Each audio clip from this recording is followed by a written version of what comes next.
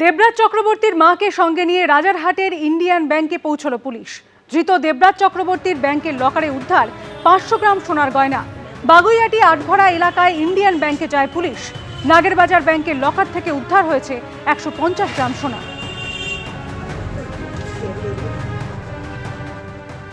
আপনাকে ডাকা হয়েছিল কি পাওয়া গেল? ছাড়ো থেকে কি পাওয়া গেল? আসুন আরে কি পাওয়া গেল? আপনার নামটা কি বলবে? কত সোনা পাওয়া গেল? দেবরাজ কি তোলাবাজি করেছিল? কত কি পাওয়া গেল? তোলাবাজি রিকোয়েস্ট করছি আপনার নামটা বলুন। আপনার নামটা কি? আমাকে আমি কিছু বলবো না।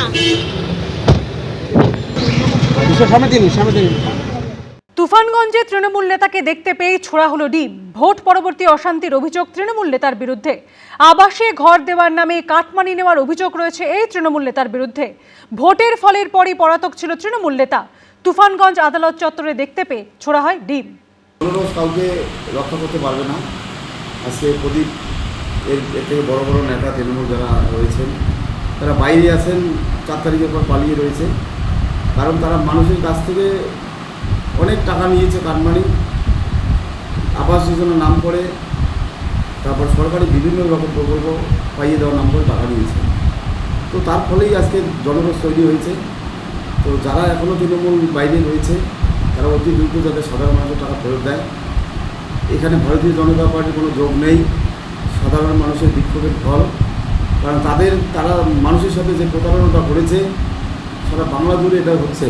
আজকে আমাদের শুধু তুফানগঞ্জে নয়, এরকম অনেক নেতা আছে, তাদেরকে বলছি এখন সাবধান হয়ে যান। পুর নিয়োগ দুর্নীতি মামলায় এবার ইডি স্ক্যানারে মদন মিত্রর পরিবার। ইডি সূত্রে খবর, কামারহাটির বিধায়কের স্ত্রী এবং 2 ছেলেকে 22 এবং 23 জুলাই সিজিও কমপ্লেক্সে হাজিরা দিতে বলা হয়েছে। আর অন্যদিকে ইডির চার্জশিটে সুজিত বসু এবং ফিরহাদ হাকিম সম্পর্কে তুলে ধরা হয়েছে চাঞ্চল্যকর তথ্য। পুর নিয়োগ দুর্নীতি মামলায় আগেই কালীঘাটপন্থী তৃণমূল বিধায়ক মদন মিত্রর একাধিক ঠিকানায় হানা দিয়েছে ইডি। এবার কেন্দ্রীয় এজেন্সি স্ক্যানারে কামারহাটি তৃণমূল বিধায়ক ও প্রাক্তন মন্ত্রী মদন মিত্র স্ত্রী অর্চনা মিত্র এবং তাদের 2 ছেলে স্বরূপ মিত্র এবং শুভরূপ মিত্র। ইডি সূত্রে খবর, তাদেরকে 22 ও 23 জুলাই ব্যাংকের নথিপত্র নিয়ে সিজিও কমপ্লেক্সে হাজিরা দিতে বলা হয়েছে। তীব্র নিন্দা করি। ইডি হচ্ছে বিজেপির ডান হাত, ওরাই তো বিজেপির হয়ে সব কাজ করে। মদন মিত্র আমাদের ইলেক্টেড এমএলএ, তাকে এবং তার পরিবারকে হ্যারাস করা অন্যায়। কেন্দ্রীয় এজেন্সির দাবি, কখনো নগদ আবার কখনো সোনাদানা ঘুষ দিয়ে কামারহাটি ও টিটাগড় পুরসভায় চাকরি পেয়েছেন অন্তত 125 জন। ইডি সূত্রে দাবি, যার সঙ্গে যোগ রয়েছে কামারহাটির তৃণমূল বিধায়ক মদন মিত্রের। এই মামলাতেই 13 জুন তৃণমূল বিধায়কের বিভিন্ন ঠিকানায় ম্যারাথন তল্লাশি চালায় ইডি। ওই দিন মদন মিত্রকেও জিজ্ঞাসাবাদ করা হয়। এবার তলব করা হলো তার স্ত্রী ও 2 ছেলেকে। পুর নিয়োগ দুর্নীতি মামলায় যে বাড়ির সামনে আমরা দাঁড়িয়ে রয়েছি, এই বাড়িতে এর আগেও এসে তল্লাশি অভিযান চালানো হয় ইডির তরফ থেকে। এই বাড়ি হচ্ছে মদন মিত্রর ভবানীপুরের বাড়ি। প্রায় 125 জনের নিয়োগ সংক্রান্ত বিষয়ে তথ্য জানার জন্যই তদন্তকারী আধিকারিকরা এবার মদন মিত্র স্ত্রী, 2 ছেলেকে ব্যাংকের নথি সহ বেশ কিছু নথি নিয়ে সিজিও কমপ্লেক্সে ইডির দপ্তরে হাজির হতে জানিয়েছে। ভয়ের পরিবেশ তৈরি করা হচ্ছে। ভয় আউট বলেছিলেন না, ভয় 4 ডবল বেড়ে গেছে পশ্চিমবাংলা। শীতের প্রথম দিকে যারা গেছে তাদের বিরুদ্ধে মুখ্যমন্ত্রী নিজে অ্যাকশনের কথা ঘোষণা করেছেন। তা এখন তিনি সেটা করে দেখান, তা একটা বোঝা যাবে। পুরো দুর্নীতি হোক বা অন্য দুর্নীতি মামলা হোক, গোটা পরিবার মিলে দুর্নীতির একটা পীঠস্থান বানিয়ে ফেলেছে। পরিবার মিলেই প্রতিষ্ঠানটাকে লুটে পুটে খেয়েছে, মানুষের যে উন্নতির পয়সা তা লুটে পুটে খেয়েছে। চাকরি বিক্রির পর চাকরি বিক্রি করেছে গোটা পরিবার, আর তার লাভ নিয়েছে গোটা পরিবার। পুর নিয়োগ দুর্নীতি মামলায় ইতিমধ্যে গ্রেফতার হয়েছেন প্রাক্তন দমকল মন্ত্রী ও তৃণমূল নেতা সুজিত বসু। তার নামে সাপ্লিমেন্টারি চার্জশিটও জমা দিয়েছে ইডি। সূত্রের খবর, যেখানে কেন্দ্রীয় এজেন্সির তরফে দাবি করা হয়েছে দক্ষিণ দমদম পুরসভার ভাইস চেয়ারম্যান নিতাই দত্তর অফিস থেকে পাওয়া নথি অনুযায়ী তাকে জিজ্ঞাসাবাদ করা হলে তিনি জানিয়েছেন সমস্ত কাউন্সিলররা একসঙ্গে ঠিক করেছিলেন প্রত্যেক কাউন্সিলর 2 জনের নাম সুপারিশ করতে পারবেন। প্রত্যেক চেয়ারম্যান ইন কাউন্সিল 5 জনের নাম চাকরির জন্য সুপারিশ করতে পারবেন। ফিরহাদ হাকিম 6 জনের নাম সুপারিশ করতে পারবেন। ফিরহাদ হাকিমের সুপারিশ করা 6 জন চাকরি প্রার্থীর বিষয়টি দেখে নেওয়ার কথা বলে দক্ষিণ দমদম পুরসভার বোর্ড। সুপারিশের তালিকায় ববিতা এবং সুজিতা বলে লেখা থাকতো। নাম সুপারিশের আলাদা ফাইল ছিল। এর পাশাপাশি চার্জশিটে ইডি দাবি করেছে আলোক কুমার মজুমদার, গৌরব সিংহ, সুদীপ সিংহ, অরুণ মন্দা নামে যারা দক্ষিণ দমদম পুরসভায় চাকরি পেয়েছেন তাদের সুপারিশ করেছিলেন সুজিত বসু। হেল্পারের সুপারিশ তালিকায় ববিদা সুজিতদা বলে নাম লেখা ছিল। মজদুরের চাকরির তালিকায় ববিদা সুজিতদা লেখা ছিল সুপারিশকারী হিসেবে। আবির দত্ত, দীপক ঘোষ ও আশাবুল হোসেনের রিপোর্ট, এবিপি আনন্দ। শিক্ষামন্ত্রী জেল দেখেছেন, এবার দেখতে পারেন দুই উপাচার্যকেও। উচ্চশিক্ষায় বড়সড় দুর্নীতি ফাঁসের ইঙ্গিত দিয়ে হুঁশিয়ারি দিলেন মন্ত্রী জগন্নাথ চট্টোপাধ্যায়। অন্যদিকে চার্জশিটে ইডি দাবি করল প্রভাব খাটিয়ে বদলি সংক্রান্ত নির্দেশ পাল্টাতেন প্রাক্তন পুলিশ কর্তা শান্তনু সিনহা বিশ্বাস। আপনারা শিক্ষামন্ত্রীর জেল যাওয়া দেখেছেন, এখন তো কোনো বিশ্ববিদ্যালয়ের উপাচার্যের জেল যাওয়া দেখেননি। তৃণমূলের জমানায় স্কুলে নিয়োগ দুর্নীতি নিয়ে তোলপাড় পড়ে গিয়েছিল গোটা রাজ্যে। প্রাক্তন শিক্ষামন্ত্রী পার্থ চট্টোপাধ্যায়ের ঘনিষ্ঠ অর্পিতার ফ্ল্যাট থেকে উদ্ধার হওয়া টাকা এবং গয়নার পাহাড় চমকে দিয়েছিল গোটা রাজ্যকে। এই নিয়োগ দুর্নীতি মামলাতে কেন্দ্রীয় এজেন্সির হাতে গ্রেপ্তার হয়েছিলেন পার্থ চট্টোপাধ্যায়। বর্তমানে তিনি জামিনে মুক্ত। এই প্রসঙ্গ তুলে এবার ইঙ্গিতপূর্ণ মন্তব্য করলেন উচ্চশিক্ষামন্ত্রী জগন্নাথ চট্টোপাধ্যায়। মুখ্যমন্ত্রী যেমন বলেছেন যে যেখানেই হাত দিচ্ছি সেখানেই দেখা যাচ্ছে দুর্গন্ধ, ব্রিগেডে জেল বানাতে হবে। শিক্ষাক্ষেত্র তার থেকে আলাদা কিছু না, ব্যতিক্রম কিছু না। আপনারা শিক্ষামন্ত্রীর জেল যাওয়া দেখেছেন, এখন তো কোনো বিশ্ববিদ্যালয়ের উপাচার্যের জেল যাওয়া দেখেননি।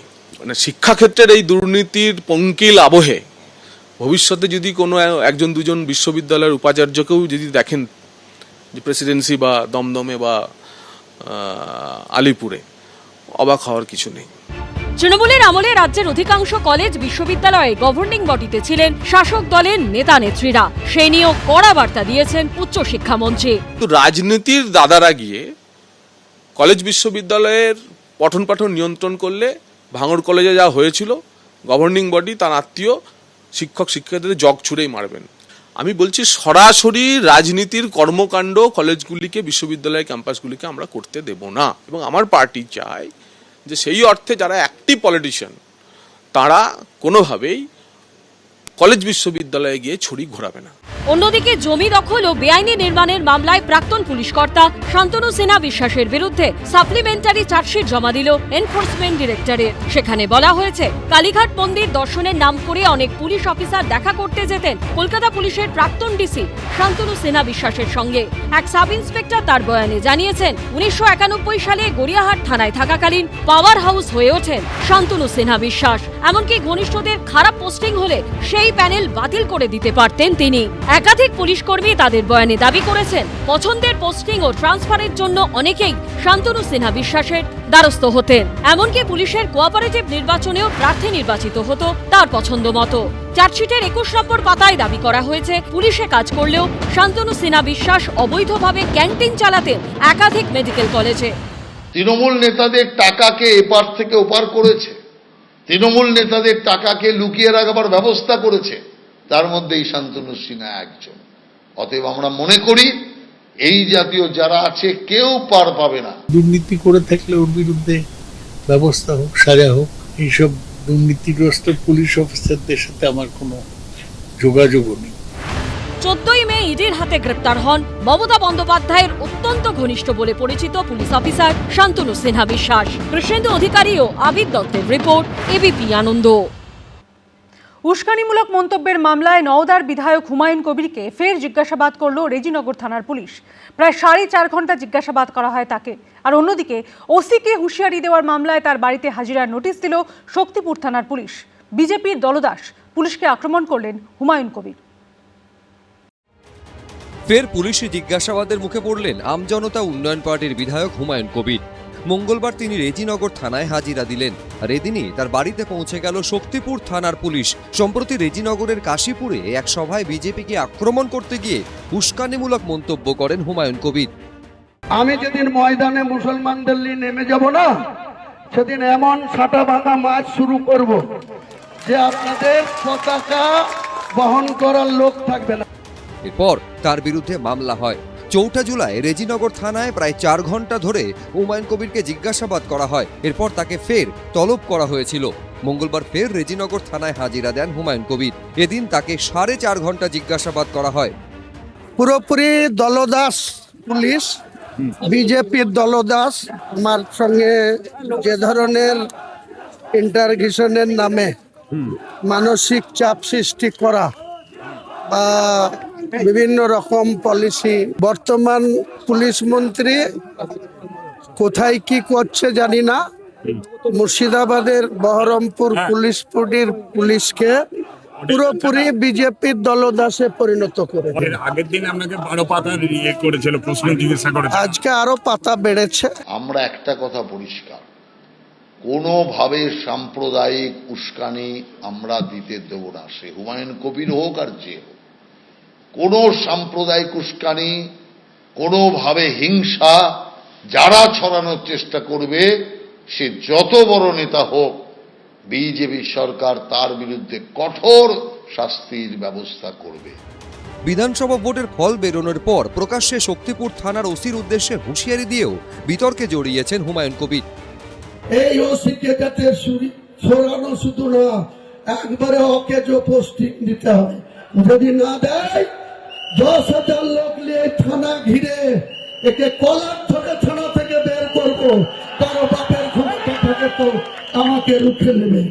এই শক্তিপুরের ওসিকে হচ্ছে মানুষের বাচ্চা না, একদম হারামখোর, একদম বেঈমান, একদম সাম্প্রদায়িক লোক।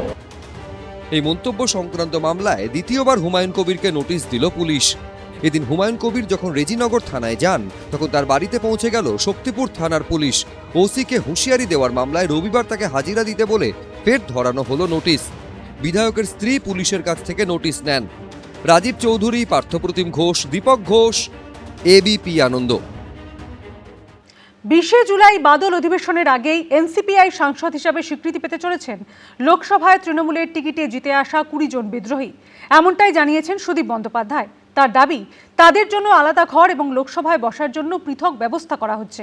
তাদের দাবি, এনডিএ শরিক হিসাবে কাজ করবেন তারা। সোমবার থেকে সংসদে শুরু হচ্ছে বাদল অধিবেশন। সূত্রের দাবি, তার আগেই এনসিপিআই সাংসদ হিসেবে স্বীকৃতি পেতে চলেছেন লোকসভায় তৃণমূলের টিকিটে জিতে আসা 20 জন বিদ্রোহী। তারা এনডিএর হাত ধরতে চলেছেন। সম্প্রতি দিল্লিতে কেন্দ্রীয় স্বরাষ্ট্রমন্ত্রী অমিত শাহর সঙ্গে দেখা করেন সাংসদ সুদীপ বন্দ্যোপাধ্যায়। সোমবার লোকসভার অধ্যক্ষ ওম বিড়লার সঙ্গে বৈঠক হয় সুদীপ বন্দ্যোপাধ্যায় ও কাকলি ঘোষ দস্তিদারের। তারপরই সুদীপ বন্দ্যোপাধ্যায় জানিয়েছেন, তাদের জন্য সংসদে আলাদা ঘর বরাদ্দ করা হয়েছে। বাদল অধিবেশন থেকে ট্রেজারি বেঞ্চে অর্থাৎ সরকার পক্ষের দিকে তাদের বসার ব্যবস্থা করা হচ্ছে। সুদীপ বন্দ্যোপাধ্যায় জানিয়েছেন, এনসিপিআই এর নেতা, উপনেতা ও মুখ্য সচেতক কে হবেন সেই তালিকা জমা দিতে বলেছেন লোকসভার স্পিকার। রবিবার বিকেল 4টায় সংসদের পুরনো ভবনে 20 জন সাংসদের বৈঠক ডাকা হয়েছে। সূত্রের খবর, সেখানেই দলের নেতা, উপনেতা ও মুখ্য সচেতক কে হবেন সেই প্রস্তাব গ্রহণ করা হবে। তারপর তা পাঠিয়ে দেওয়া হবে লোকসভার অধ্যক্ষের কাছে। সূত্রের দাবি, লোকসভায় এনসিপিআই এর দলনেতা হচ্ছেন সুদীপ বন্দ্যোপাধ্যায়, উপনেতা বা ডেপুটি লিডার হচ্ছেন শতাব্দী রায়, আর মুখ্য সচেতক হতে চলেছেন সাংসদ কাকলি ঘোষ দস্তিদার। তৃণমূল কংগ্রেস টুকরো টুকরো হয়ে ভেঙে গিয়েছে, আমাদের তো এতে কিছু করার নেই। অতএব গণতন্ত্রে যাদের কাছে শক্তি আছে, তারা যেখানে মনে করবে ডেরা বাঁধবে, তাতে আমাদের কি যায় আসে। অতএব তারা লোকসভায় আলাদা বসবে কি একসাথে বসবে কি কোথায় বসবে, সে তাদের ব্যাপার আর স্পিকারের ব্যাপার। এসব নিয়ে আমাদের কোনো মন্তব্য নেই। আমরা পরিষ্কারভাবে একটা কথা বলতে চাই যে এই রাজ্যের বিজেপির জয়ের পর তৃণমূল রাজনৈতিক যে ম্যাপ আছে তার থেকে পুরোপুরি মুছে গিয়েছে, আর তৃণমূলের কোনো অস্তিত্বই নেই। ওই 20 জন এমপি সব তো এনডিএর সঙ্গে আছে, ওরা অমিত শাহর সঙ্গে আছে, ভূপেন যাদবের সঙ্গে আছে। রাজনীতি তো প্রবাহমান, 2 বছর পর তাদের কি হাল হবে তারা দেখে নেবে, মানুষ কি করে সেটা দেখে নেবে। বিজেপির সঙ্গে থাকলে যা যা অবৈধ কাজ করা যায় এবং সেটাকে বৈধতার রূপ পায়, ভারতবর্ষের পার্লামেন্টে, গণতন্ত্রে সেটা আবার ভালো করে প্রকাশিত হবে। এখন তৃণমূলের বিদ্রোহী সাংসদরা এনসিপিআই হিসেবে এনডিএর সঙ্গে যোগ দিলে আগামী দিনে 16 জন সাংসদের তেলুগু দেশম পার্টি এবং 12 জন সাংসদের জনতা দল ইউনাইটেডকে ছাপিয়ে এনডিএর সবচেয়ে বড় শরিক হতে চলেছে বিদ্রোহী 20 জন তৃণমূল সাংসদের এনসিপিআই। এটা উচিত ছিল, সেটা হচ্ছে মাননীয় স্পিকার মহোদয় যে ডিফেকশনটাকে আগে ডিসাইড করে, তারপর রিকগনাইজেশন। কারণ ডিফেকশনটা তো আমাদের অনেক আগে দিয়ে দিয়েছি। তো আজকালের মধ্যে যদি অর্ডার দেয়, সেটা পরবর্তীকালে নিঃসন্দেহে দল ভাববে কি করবে কি না করবে। তো ওরা তো এনডিএর সঙ্গেই আছে, ওই 20 জন এমপি সব তো এনডিএর সঙ্গে আছে। ওরা অমিত শাহর সঙ্গে আছে, ভূপেন যাদবের সঙ্গে আছে। এটা তো জানা কথা, নতুন কিছু না। ঠিকই আছে, চলুক না। রাজনীতি তো প্রবাহমান। 2 বছর পর তাদের কি হাল হবে তারা দেখে নেবে। 14 জুন দিল্লিতে কেন্দ্রীয় মন্ত্রী ভূপেন্দ্র যাদবের বাসভবনে বৈঠক করে এনসিপিআইতে মিশে যাওয়ার কথা জানান তৃণমূলের বিদ্রোহীরা। সেদিন রাতেই লোকসভার স্পিকার ওম বিড়লার সঙ্গেও দেখা করেন তারা। অধ্যক্ষকে দেওয়া চিঠিতে এনসিপিআই সাংসদ হিসেবে তাদের স্বীকৃতি দেওয়ার দাবি জানান। বিদ্রোহী তৃণমূল সাংসদরা আবেদন করেন তারা এনডিএর অংশ হিসেবে কাজ করতে চান এবং তাদের পৃথক বসার জায়গার ব্যবস্থা করা হোক। এর ঠিক 5 দিন পর 19 জুন দিল্লিতে গিয়ে লোকসভার অধ্যক্ষ ওম বিড়লার সঙ্গে দেখা করেন অভিষেক বন্দ্যোপাধ্যায়ও। 20 জন বিদ্রোহী সাংসদের সদস্যপদ খারিজের আবেদন করেন তিনি। আমি লোকসভার তৃণমূলের দলনেতা হিসেবে পৃথকভাবে 20টা ডিসকোয়ালিফিকেশন পিটিশন আজকে মুভ করেছি। তবে কালীঘাট তৃণমূলের আর্জিও যে খারিজ হতে চলেছে তা স্পষ্ট। বিজেন্দ্র সিংহ, কৃষ্ণেন্দু অধিকারী, দীপক ঘোষ, এবিপি আনন্দ। এবিপি আনন্দ, এগিয়ে থাকে, এগিয়ে রাখে।